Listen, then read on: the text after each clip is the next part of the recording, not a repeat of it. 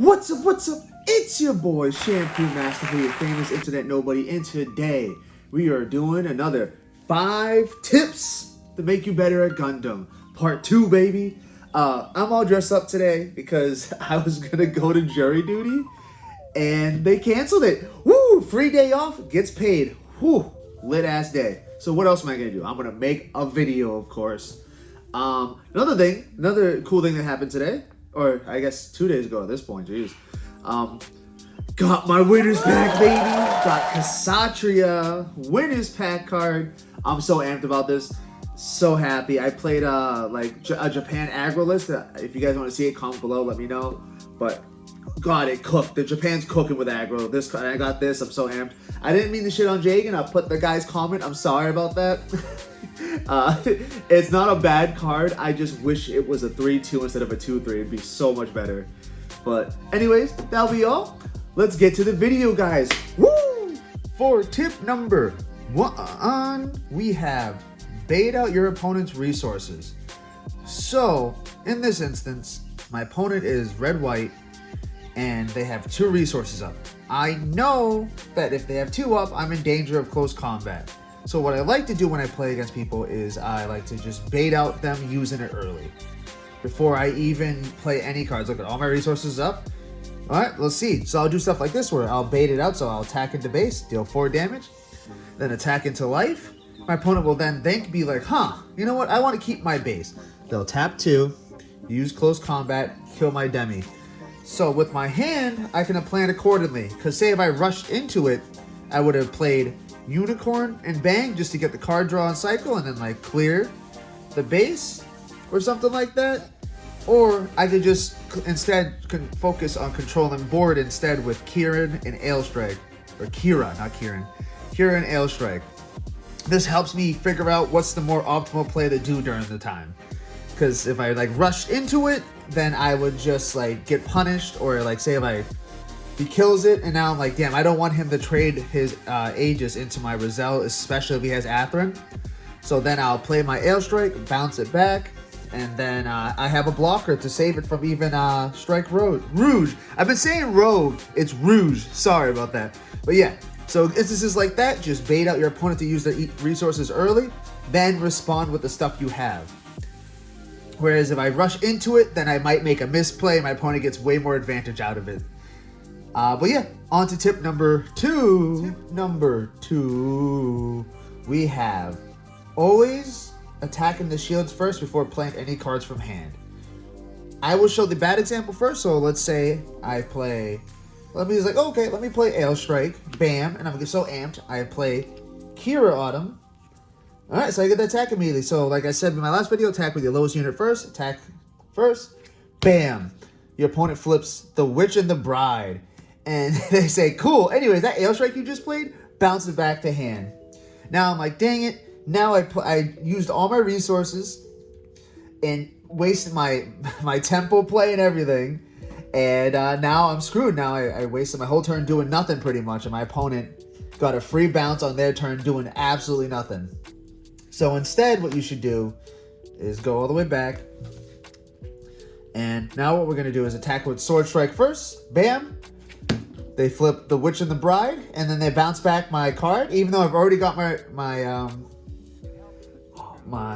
value out of it. Jeez, I don't know why that took me so long to think about. They got my value out of Sword Strike Gundam. Goes back to hand. Now I'm like, all right, cool, whatever.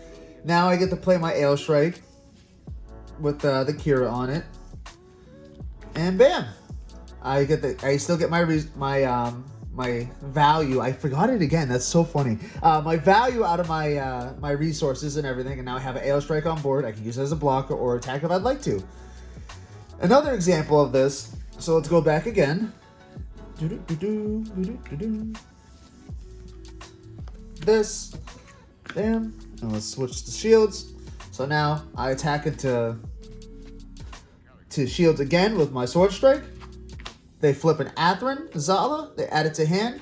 My opponent is at 5 resources with 1 EX resource. Now I have to worry about if my opponent has any cards they could play now that they have Atherin Zala in hand. So at 7, we all know they will be getting a Justice Gundam. If they have it, they'll play it and they'll have it on tempo with Justice, and then be able to Atherin it, and then they'll clear my board. So then I could be like, okay, I don't want to play my like really big resource units out. I'll play like, you know, an Elfrith and then just end my turn, because then I still have a blocker, all this bullshit. But yeah, that also changes your game plan, so you can plan accordingly to that, or just be like, okay, now I have to watch out for this, blah, blah, blah, blah. But you get what I mean. So with that, especially, just always attack shields first, then you can plan around it, or you can get super punished for attacking and using all your resources early and then attacking the shields. But yeah, definitely a good tip. Always be wary of that, and you'll win a lot more games.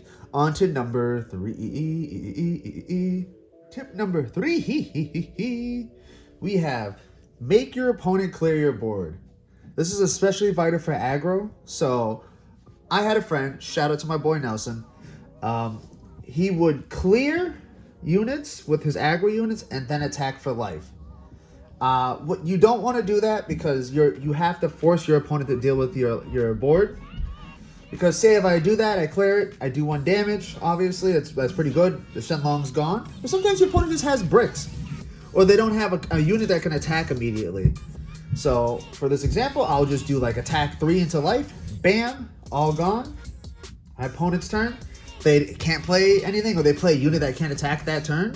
They like what? Kill 1 guy. Back to my turn. I'm able to attack for another 2. That's 5 damage in 2 turns. That's a lot of damage, especially against ramp. Whereas if I cleared it, I would have only done 2 damage to my Char Zaku. This is a very good and very vital to do, especially if you swarm the board. Like, there's no reason to ever trade, unless it's a really nice, valuable trade. Like, this is at 1 health or whatever, 2 health, and I clear it with my Zaku 2. Might as well just get a clear off a big dude that might be able to clear some of the other cards on the board, and then still be able to attack for 2 damage. But yeah, definitely a good tip. Force your opponent to clear your board, especially for aggro. This is a big point. On to number 4. Tip number 4. We have attack with your buff units first. This one hits really close to home because this is the exact misplay I made on my tournament a couple of days ago. So he has Ailstrike and Bandager linked to it. So I'm like, oh, let me play my Gundam. I'm trying to rush that. He's like, nope, it's 5 or less health. This has 6. So whatever, cool. I'm like, whatever. I get my buff. This is what the dice indicate, is the +1 attack buff across the board. And then I'm like, all right, let me attack into base of my my Gundam first. He says, cool. Blocks into it. This dies. They both die. And then I lose my buff. And then I'm like, damn. I try to attack into base, and I only do 4 damage to the base. Where if I did it the other way, there's that. I play my Gundam. I say the same thing. Oh, let me tap that. He says, no, absolutely not. I say, cool. So I get my +1 buff across the board. What I should have done is attack on my little guys first, attack into this, and then attack into this to clear base, and then try to like attack for a shield life, and then he would have blocked with Ailstrike. And say even if he didn't do that, so I attack into life, he blocks my guy, this dies. I can just clear my other guy, that dies, and then attack into base with my Gundam, clear base, and then I still have a Gundam on board, which is, this card's ridiculous, obviously. You've seen me talk about it in my top 5 list. But yeah, it's a better play. You have a better unit on board instead of 2 scraggly guys. And that was my misplay. Definitely just always keep Gundam's buff in mind, just because it's so good. It's a good thing to keep in mind, especially if it stacks. Oh my goodness. But yeah, that's my tip for number 4. On to 5. Can't see me. Number 5, we have sometimes it's okay to use pilots just for their stats. This comes in for very awkward situations during games where you have like a card, but you're waiting for the unit for it. And sometimes you just like, screw it, might as well. I'm not gonna draw the unit. And you put it on your unit like this. And this can be really good because it helps, especially for cards that are blockers. Like sometimes you can use it for units that you want to like clear a base with. That can work too. But for blockers especially, it helps them live longer, especially for this tank of a unit now. He's now a 4/6. So say if any of these guys attack, they will now die. And this still lives to block another day.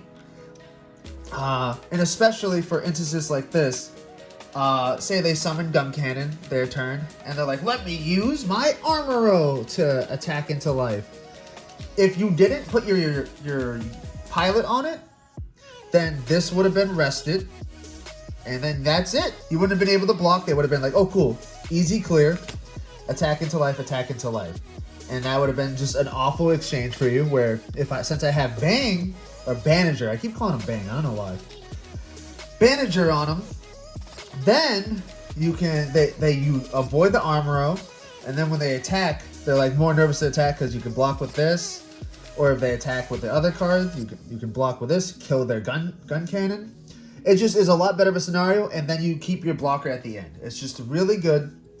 And oh, it just, yeah, sometimes you get it, like, yeah, it stinks you used your pilot, but you got the value, or more value than not using it and letting this die or get rested and killed instantly. So yeah, sometimes it's okay to use a pilot for just his stats, especially cards like Banager that gives you +2/+2. That's just good value. And that will be it. On to the outro. Woo-hoo. That's going to be the end of the video. Thank you so much for watching. I hope you guys enjoyed. Comment below what you guys would like to see in the next video, or what other Gundam TCG videos you guys like me to make. Also, don't forget to like and subscribe. Love you guys. Thank you so much. Hope you enjoyed. Hope the tips helped. And that's all. Thank you guys for getting the last video up to over 2,000 now. Jeez, that's crazy. I appreciate it. That's like literally like the most I've gotten in, what, like 9 days? Like the why MK11 sucks video definitely did good, but it took a while to get there. I can't imagine how many views this last video is going to get. I appreciate y'all. I hope this one gets just as many views.